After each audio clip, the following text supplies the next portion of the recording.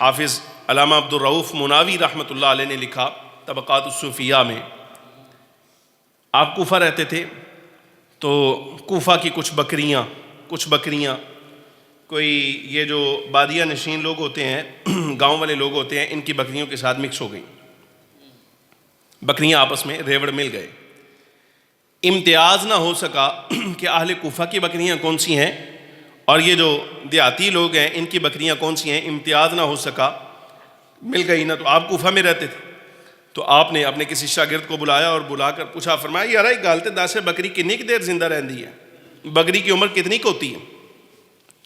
وہ شاگردوں نے عرض کیا کہ حضور کوئی 7 سال تو رہتی ہے۔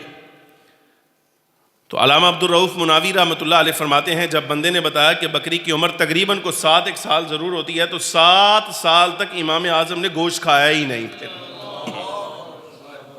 بھی معلوم نہیں کہ اپنے شہر کی بکری ادھر چلی گئی ہو، ان کی بکری ادھر آ گئی ہو۔ تو احتیاط کا عالم یہ ہے۔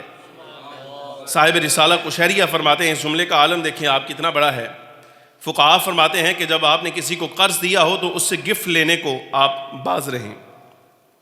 یہ شرعی مسئلہ ہے کہ جب آپ نے کسی کو قرض دیا ہو نا اور جس نے آپ کا قرض واپس کرنا ہے، وہ قرض واپس کرنے سے پہلے اگر آپ کو کوئی گفٹ دے تو آپ احتیاط کریں، نہ لیں، اس کا گفٹ نہ لیں۔ حضرت امام صاحب رضی اللہ تعالی عنہ، آپ کو دیکھا گیا ایک جنازے میں شریک ہے، دھوپ میں کھڑے ہیں آپ، پسینہ آ رہا، کسی بندے نے آ کر کہا کہ جناب اے دیوار ہے، دیوار کا سایہ ہے، اس دیوار کے سائے میں آ جائیں۔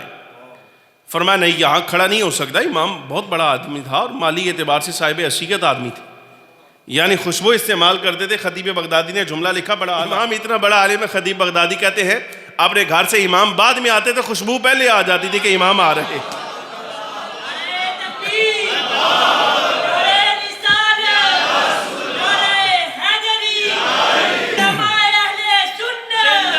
امام کی شان ہے، صاحب حیثیت آدمی، خوشبو بڑی مہنگی اور اعلیٰ استعمال کرتے تھے، یہ شان تھی۔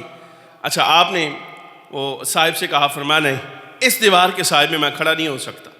کہا جی کوئی خاص وجہ؟ فرمایا وجہ یہ ہے کہ اس دیوار کا جو صاحب ہے نا، اس گھر کا مالک، اس نے میرے سے قرضہ لیا ہے، اب اگر اس کی دیوار میں کھڑا ہو کر سائے سے میں نفع اٹھاؤں تو حدیث پاک ہے ہر ایسا قرض جو نفع کھینچے وہ سود ہوتا ہے۔ تو میرے تقوی کا عالم یہ ہے، میرا تقوی کہتا ہے دیوار کا سایہ اگر لوں گا تو میرے لیے یہ سود ہو جائے گا، میں نہیں کرتا۔